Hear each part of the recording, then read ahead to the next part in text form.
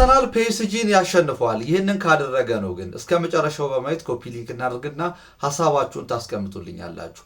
ከሙኒክ ጋር የሰሩትን እቺን ስራ ላሳያችሁ። ክቫራትስኬሊያ እንዴት ሁለት ተቀባብለው ሙቭ አድርጎ እንደሚመጣ ስፔሱን እንደሚያጠቃው አርሰናል እንደዚህ አይነት ነገሮችን እንዴት ይከላከላቸው? ማንቶማን ነው ሃይራፕ ነው። ነገር ግን የሙኒክን ተጫዋች ተመልከቱ። እዚህ ጋር ፍሪ ነበር፣ ምንም እያደረገ አልነበረም። ስለዚህ እሱ የሆነ ሰፖርት ማድረግ ነበረበት። ልክ የአርሰናል ተጫዋቾች ምን ማድረግ አለባቸው?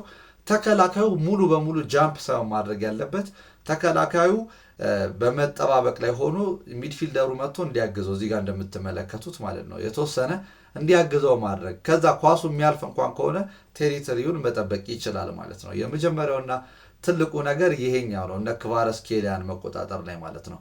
አርሰናል ታዲያ ይህ ብቻ አይደለም። በዲፕ ብሎክ በሚጫወቱበትም ሰዓት ክቫራትስኬሊያ ላይ ደብል መሆን ግዴታ ነው። ስለዚህ ምንድነው ማድረግ ያለባቸው? ባለፈው ሲያደርጉ የነበረው ሳካ እንዲያግዘው ማድረግ ነው። ምክንያቱም አንድ ለአንድ ቲምበር ተገናኘ ማለት አይችለውም፣ ፋውል ሲሰራበት ነበር።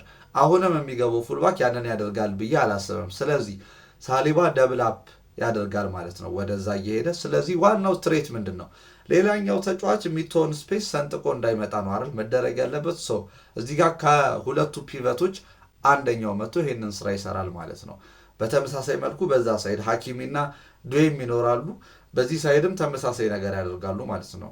ጋብርኤል ደብል አፕ ሲያደርግ ወይ ራይስ ወይም ማናቸውም ሊሆኑ ይችላሉ ተመልሰው ከቨር አፕ ማድረግ። ስለዚህ መሀል ለመሀል ሴንትራሊ ደግሞ እንዳይጎዱ ለማድረግ ደግሞ ምን መደረግ አለበት? ሳካና ትሮሳርድ ተመልሰው ሶሊድ የሆነ መከላከል ሊያሳዩ ይገባል ማለት ነው። በዚህ መልኩ ፒኤስጂ ነዲፋይ ማድረግ ይቻላል ብዬ አስባለሁ። ሁለቱ ቤዚክ የሚባሉት ነገሮች እነዚህ ናቸው። ነገር ግን አርሰናልን ጉዴ የሰሩት የምታስታውሰው ከሆነ እና ሌሎቹንም እነ ሊቨርፑልንም ፒኤስጂ ጉዴ የሰራበት አንድ እንቅስቃሴ አላቸው። ወደ ሌፍት ሳይድ ካምፕ እንዲያደርጉ ሳይድ እንዲይዙ ያደርጋቸዋል ተጫዋቾቹም እየሮጡ። ስለዚህ ማንቱማን ፕሬሲንጋችሁ በጣም የተስተካከለ እስካልሆነ ድረስ ይህንን ነገር ማቆም ያስቸግራል። ዴምቤሌ ድሮፕ ያደርጋል፣ በትክክል ታርጌት ያደርጉታል ማለት ነው። ስለዚህ አርሰናል ምንድን ነው ማድረግ ያለባቸው? ጎሉ ሲገባባቸው ይህንን ተመልከቱ።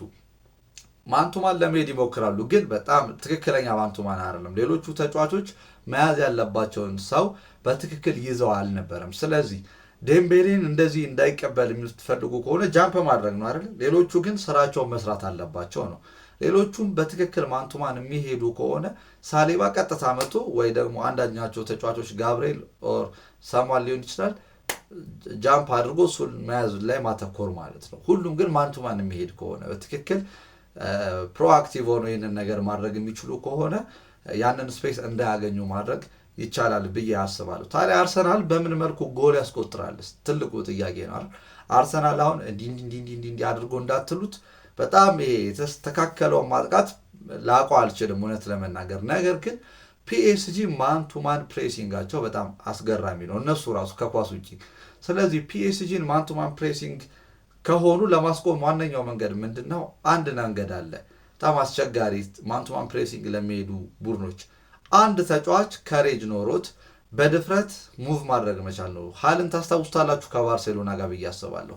ሃል እንዴት የባርሴሎናን መስመር ሲሰነጥቅ እንደነበረ ወደፊት ሲጓዝ እንደነበረ ታስታውሳላችሁ፣ ኬሪ እያደረገ። ይህንን ነገር ራይስ አድርጎታል። ተመልከቱት እዚህ ጋር እስቲ።